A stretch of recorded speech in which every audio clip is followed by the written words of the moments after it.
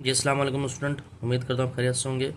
तो आज के इस लेक्चर में हम एक्सरसाइज 3.1 क्वेश्चन नंबर 5 सॉल्व करेंगे।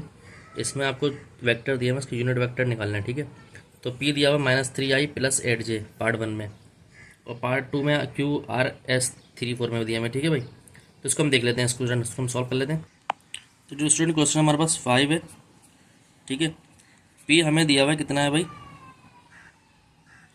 पी दिया हुआ है -3i + 8j, ये दिया हुआ है। तो अब इसको पी निकालने के सबसे पहले हम पी का मैग्नीट्यूड निकाल लेंगे। तो ये आएगा 3 का स्क्वायर + 8 का स्क्वायर, माइनस तो वही कर देगा जो कि 9 + 81, 8 का स्क्वायर 64, सॉरी 64, 81 तो ये हो गया 73। ये पी का मैग्नीट्यूड आ गया। ठीक है भाई, अब जो पी कैप होता है, अब पी कैप क्या होता है, इसका मैग्नीट्यूड होता है पी कैप का P of magnitude of P. ठीक है, यूनिट वेक्टर का फॉर्मूला है। तो पी तो आ गया 73। ठीक है, तो P cap is equal to, P कितना है भाई, -3i + 8j अपॉन रूट में 73। तो हम इसको इस तरह भी लिख सकते हैं, P is equal to -3i upon 73 + 8j upon 73। तो ये हमारे पास यूनिट वेक्टर आ गया। ठीक है स्टूडेंट, देखिए कितना आसान है ये। इसका हम पार्ट इसका हम सॉल्व करते हैं। आप पार्ट बी, भाई क्यू में क्या दिया हुआ है, डियर स्टूडेंट पार्ट 2 है, इसमें हमें क्यू दिया हुआ है 5i + -9j। ठीक है भाई, तो यहाँ पर आपका क्यू का पहले मैग्नीट्यूड निकाल लेते हैं। मैग्नीट्यूड के लिए सब चीज़ें पॉजिटिव होती है। अगर चले 5 का स्क्वायर + -9 का स्क्वायर, स्क्वायर तो वैसे ही पॉजिटिव कर देता है।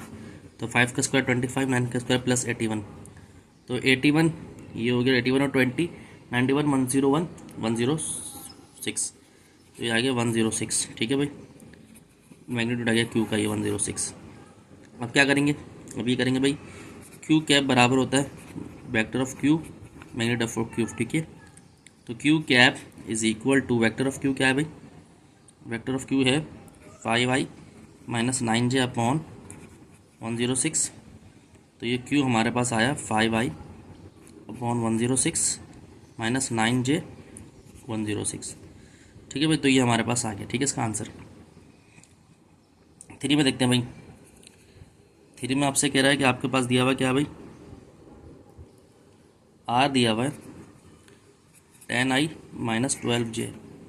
तो रूट रेड वेक्टर दिया हुआ है आर 10i - 12j, तो आर का मैग्नीट्यूड निकालना है भाई वेक्टर का। तो वो हो गया एक्स का स्क्वायर + वाई का स्क्वायर होता है, तो 10 का स्क्वायर + -12 का स्क्वायर, तो ये हो गया 100 और + 121, तो ये हो गया 221। ठीक है भाई, 221 आ गया। तो ये आ गया आर का मैग्नीट्यूड 221। ठीक है, इसको हम इस तरह भी लिख सकते हैं 221। ठीक है, आर का मैग्नीट्यूड आ गया। ठीक है, अब ये आर का मैग्नीट्यूड आया, अब आर हमें निकालना है। उधर देख लेते हैं भाई, किस तरह कर लेते हैं। आर का मैग्नीट्यूड तो आ गया ये, अब आर कैप किसके बराबर होगा, उधर लिख लेते हैं। तो आर कैप होगा बराबर, आर कैप बराबर होगा वेक्टर ऑफ आर और मैग्नीट्यूड ऑफ आर। ठीक है, तो वेक्टर ऑफ आर क्या आता है भाई 10i - 12j। ठीक है, और यहाँ पर क्या है, रूट में कितना है 221, तो आर कैप कितना आ गया 10, 221 रूट, रूट के अंदर आई यहाँ पर आ गया -12, रूट में 221 और ये जे, तो ये हमारा आर कैप आ गया। ठीक है स्टूडेंट, ये हमने कर लिया। उसके बाद स्टूडेंट हमारे पास जो बचेगा वो लास्ट पार्ट बचेगा, जो है एस, कर लेते हैं।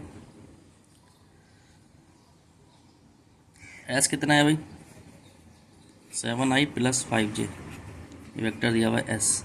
तो एस का मैग्नीट्यूड निकाल लेना वेक्टर का। तो 7 का स्क्वायर + 5 का स्क्वायर, तो ये हो गया 49 + 25, तो ये हो कितना हो गया भाई 74। सही है भाई, 74 हो गया। अब क्या करते हैं, अब एस कैप किसके बराबर होता है, vector of S upon magnitude of S. तो एस हमारे पास जो आया हुआ है वो आया हुआ है भाई, एस हमारे पास आया हुआ है